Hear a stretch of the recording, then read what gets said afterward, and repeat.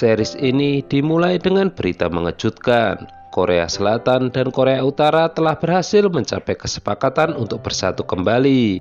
Untuk itu tidak akan ada lagi peperangan dan mereka akan membuat mata uang bersama. Para tentara yang sedang berlatih menghentikan latihannya dan menonton berita yang sedang menayangkan mengenai pembangunan zona ekonomi bersama. Saat itu tahun 2025, banyak orang Korea Utara melarikan diri dari Pyongyang menuju Seoul. Mereka sangat bersemangat dengan gerbong kereta yang sangat penuh sesak, dengan harapan karena semua orang percaya bahwa mereka pindah ke kehidupan yang lebih baik. Salah satunya adalah seorang wanita mantan tentara. Dia diam-diam adalah penggemar grup K-pop BTS. Namun sesampainya di sana, wanita itu menemukan dirinya terkepung di tengah-tengah kapitalis Korea dengan petugas migrasi telah berbohong dengan akomodasi yang dia miliki. Jadi ia terpaksa harus membanting tulang untuk mendapatkan uang. Dari bekerja di restoran sebagai pelayan hingga bekerja di klub malam. Tidak sampai di situ, semua hasil uang yang didapatnya harus ia setorkan kepada seorang rentenir. Jelas wanita ini tidak puas dengan kehidupan barunya ini.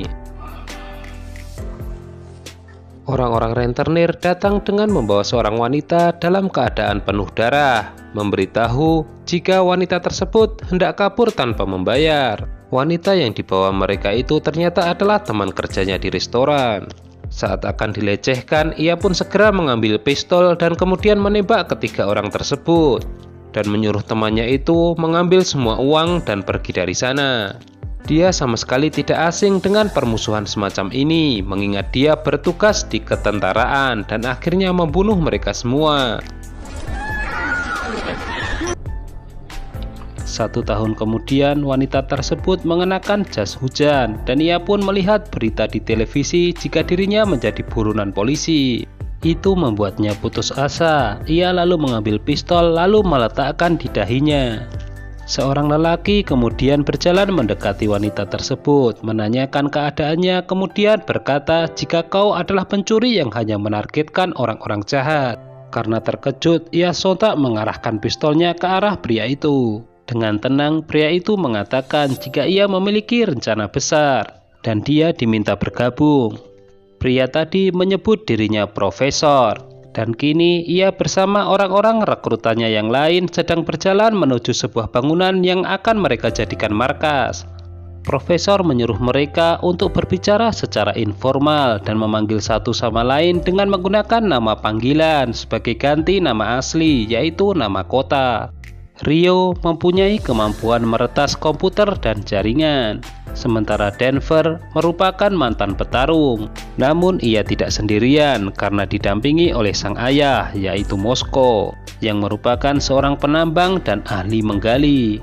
Berikutnya adalah anggota wanita, yaitu Nairobi.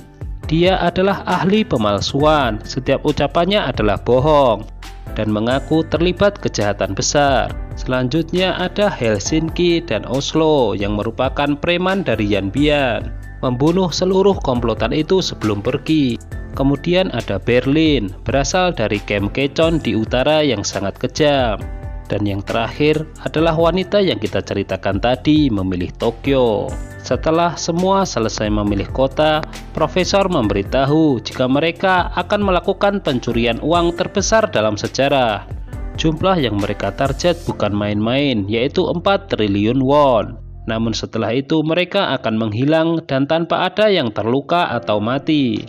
Profesor akhirnya memberitahu jika target mereka adalah gedung percetakan uang Korea Bersatu zona ekonomi bersama. Cerita kemudian berpindah 5 bulan kemudian saat aksi mereka dimulai.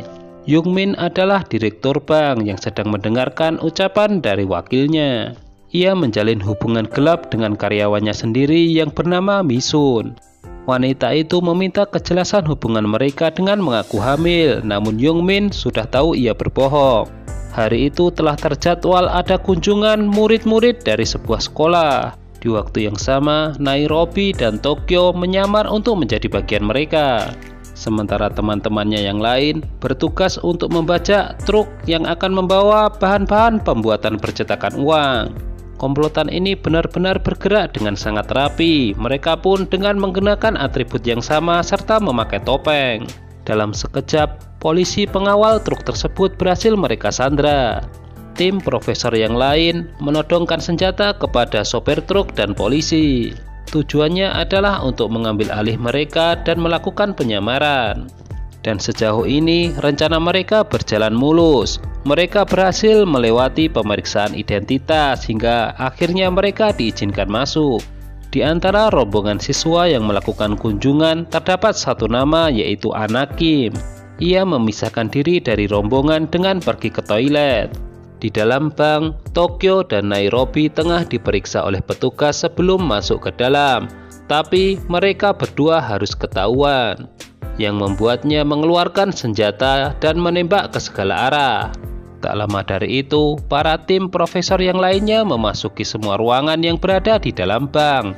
Menembakkan senjata apinya ke segala arah membuat orang-orang ketakutan. Selanjutnya, para tim profesor membawa para siswa dan petugas-petugas yang bekerja di bank keluar dan mengumpulkannya di lobi dengan mata yang tertutup oleh kain. Mereka sangat teliti hingga dapat menemukan Anakim.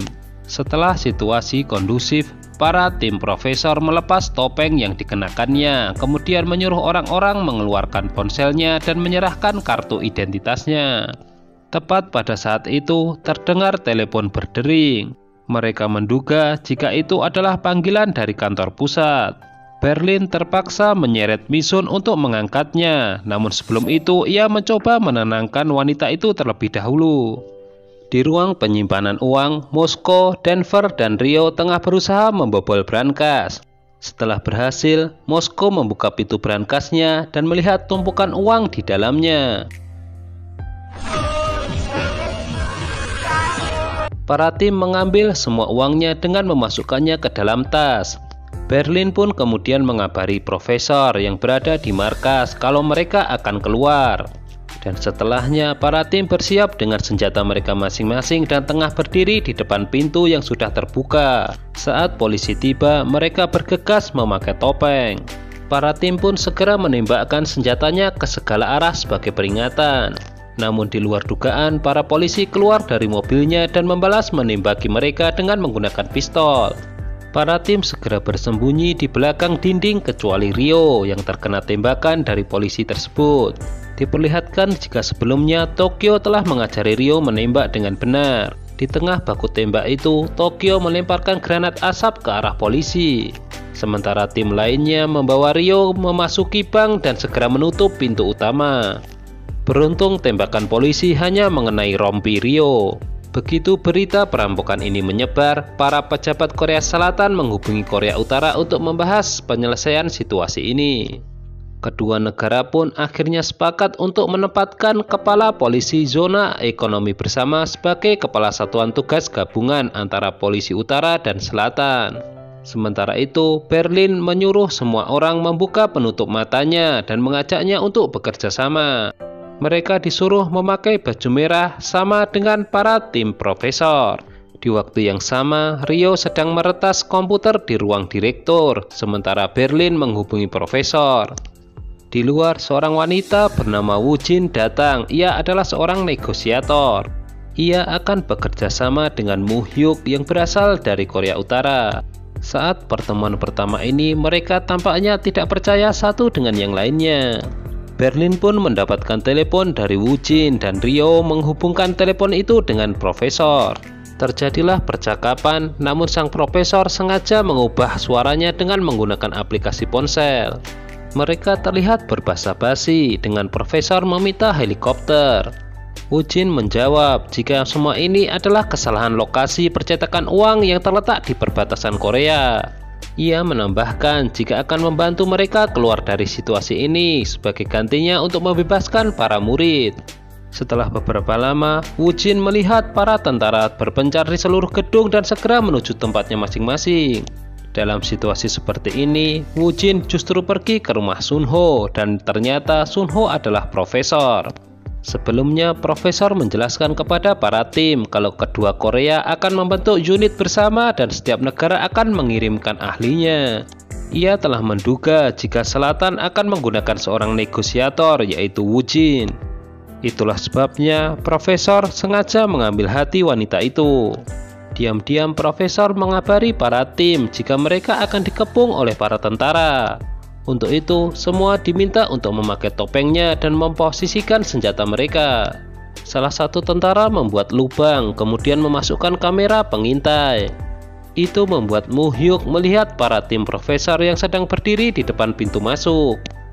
Karena semua beratribut sama, mereka sukar membedakan mana perampok, mana sandera. Ditambah lagi, mereka melihat Anakim yang sedang melakukan siaran langsung.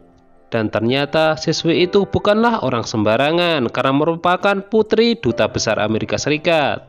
Tak mau ambil resiko, semua tentara akhirnya ditarik mundur. Setelah Wu Jin pergi, Profesor kembali ke ruangannya mengabari yang lainnya untuk memulai langkah selanjutnya. Dijelaskan ternyata rencana Profesor bukan untuk mencuri uang, melainkan mencetak uang sendiri. Dan sekarang para tim tengah mencetak uangnya dengan menggunakan mesin yang berada di dalam bank. Terdengar suara Profesor mengatakan jika kita akan mencetak 4 triliun yang bukan milik siapapun dan tidak bisa dilacak. Kemudian kita akan menghilang dan perampokan ini akan tercatat dalam sejarah sebagai kejahatan revolusioner. Gimana? Seru dan menegangkan kan? Jangan lupa ikuti terus kelanjutan dari serial drama ini hanya di Mail Channel ya. Terima kasih.